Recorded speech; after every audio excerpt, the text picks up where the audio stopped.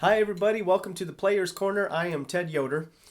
For this week's video, I'm going to be answering a specific email from a player. He's a beginning player, and so he's playing just very basic songs like, Oh Susanna and stuff like that. So he wrote me an email. He ran into a couple questions, and I thought it would be good just to do a video response to it, and because I'm going to talk about how to hold hammers and stuff like that. And then also just talking about when you're striking, when you come to a part like ba da da da da, so ba da dum bum, when you hit those two notes, is it best to stay on the same course, or if you have a duplicate course, can you alternate hands and hit it on two different courses, stuff like that. So if you don't understand all that, I'll show you once we get to the Dulcimer. So we'll see where this goes. So let's head over to the Dulcimers and have some fun. Okay, so we're talking about the song Oh Susanna. And the question that Matt had was in the first two measures. So when you, actually in the first measure. So it starts out on the G, A, B.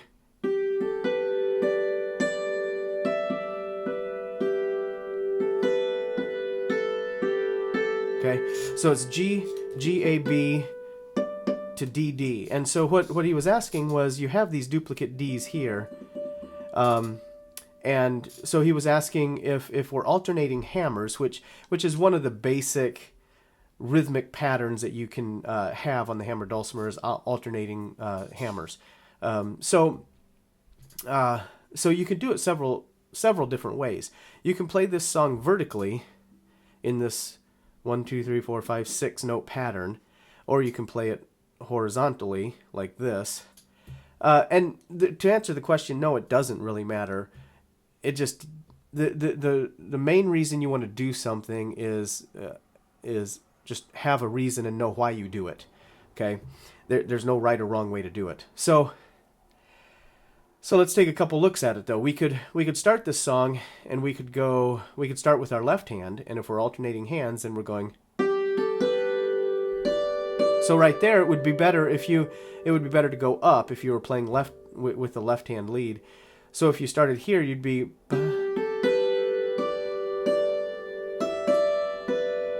Okay, it's easier going up because what happens is if you're alternating, you're going left, right, left, and then you're going right to the D, and it's harder to get that right over here.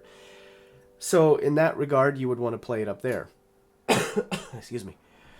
If you're starting with a right hand lead, you could do either way. You can still go vertically, right, left, right.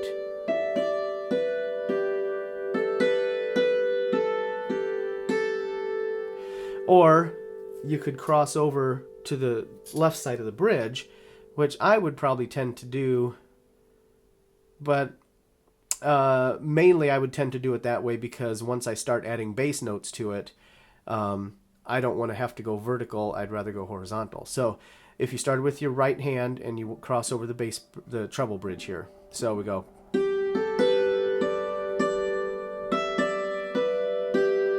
Okay. So the other thing is you have duplicate B notes there, so you could go. You hit that B over here instead of over here. So there's different ways, because you have these duplicate notes, you can go any number of ways. Most of the time you wouldn't want to hit the B over here and get into the C sharp area because that's just not in the song. So there again, if you're doing something a certain way, just know why you're doing it. It doesn't have to be right or wrong. There's no right or wrong answer to the hammering patterns that we use. If it works for you and you have a reason for doing it, that's all you need to know. Just know why you do something. Okay? So let's go ahead and start. Let's play this song through, and we'll start with our right hand, and we're going to cross the bridge here instead of playing vertically. Okay? So the way this is going to go is like this.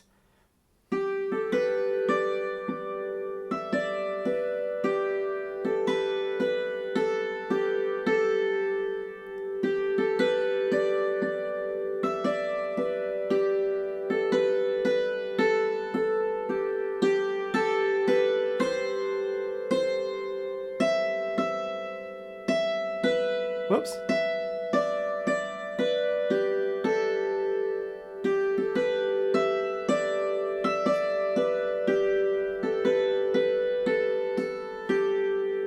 Okay, so as you heard, you know, not only have I not played that song, but I don't necessarily have a hammering pattern to go with it. I haven't, you know, there's any number of things you can do, but there was one time I was trying to think of alternating left and right, or right, left, and I accidentally hit twice with one hand, and so it kind of threw me off. So what you want to do with this song is, and really with almost any song that doesn't have an arrangement, if it's just a melody already, or if it's just melody, you'll want to, one, you can learn the melody with alternating hammer strokes, but then if you can, also learn the melody with just a left hand, your left hand only.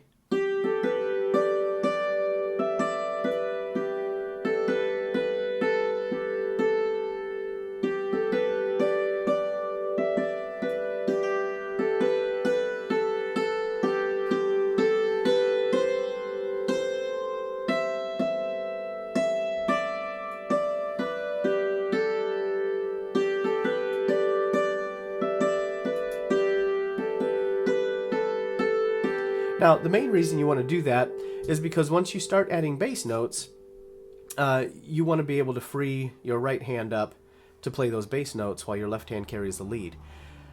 So if you can, just, and not only that, if you're right-handed and your left hand needs work, if it's your lazy hand, then this is good exercise for that. So it's even good exercise for me as far as advanced of a player as I am. So, okay. So let's look at the adding bass notes to this. So we're going, the chord pattern to this is G, D, and C natural. So we're on G, and we're just going to add this bass note over here.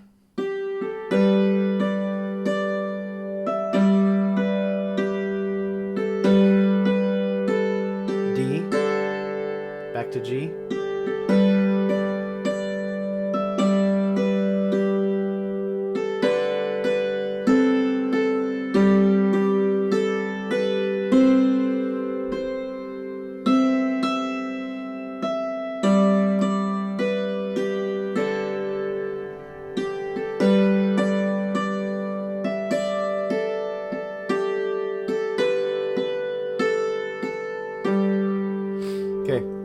So I didn't name all the notes there. Hopefully you could see where I was going with the G, D, and the C. There's a couple things you can do in the phrase. You know, you can start out very basic, or you can add a few kind of walking bass things. So the last line, the last refrain of the song.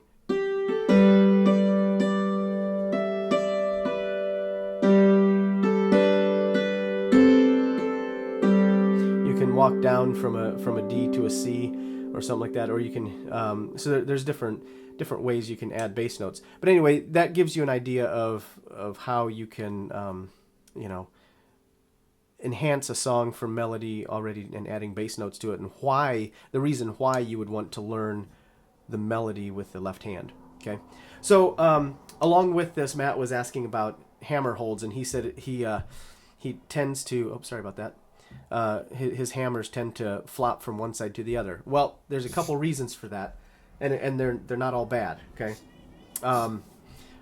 the bad part, let's see, the good part is if your hammers are flopping from one side to the other, there's possibly a real good reason for it. One is that you have a very soft grip on your hammer, so that if you played outside and the wind blew hard enough sideways, your hammer would blow, you know, to the left or the right. Now, I've had that playing outdoors in windy weather, and I've had my hammer start to creep away from me, and I had to squeeze down on them a little harder. You don't want to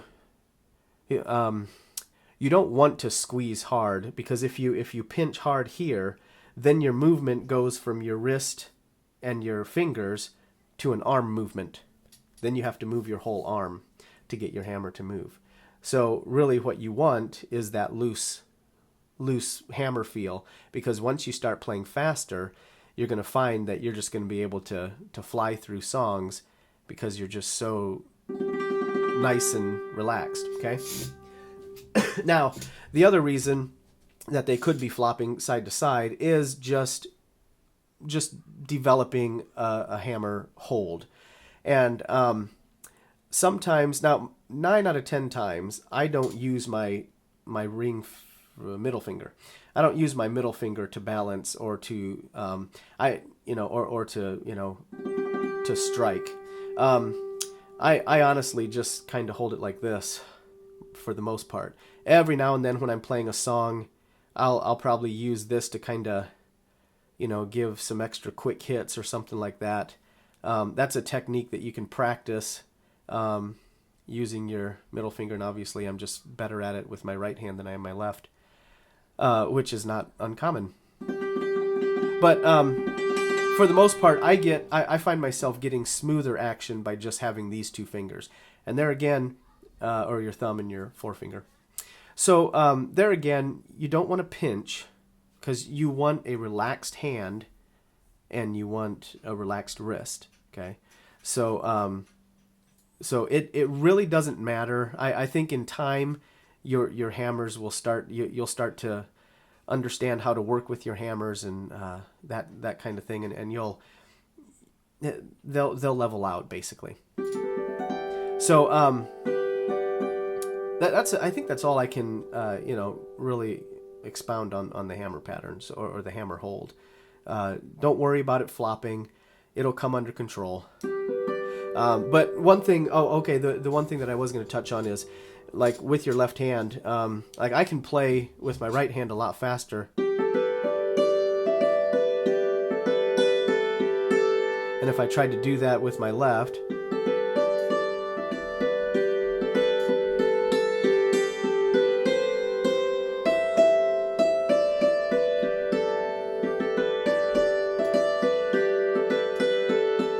okay, so I was able to do it, but what you couldn't see is how my hand tensed up. Okay, so especially when I got to the parts where I was going, when I was doing those 3 notes right in a row. With my right hand, I just don't even think about it. It just feels totally relaxed. But with my left, it tenses up because I don't yet have. It does. There are certain times that my left hand still doesn't play like my right, and that's kind of natural. But I'm still. That just goes to show you, I'm still working on getting my left hand to work like my right hand. So, all right. Well, hope that helps. Hope you got something out of that. And if you have any other questions, just send me a note, and we'll address them as we go.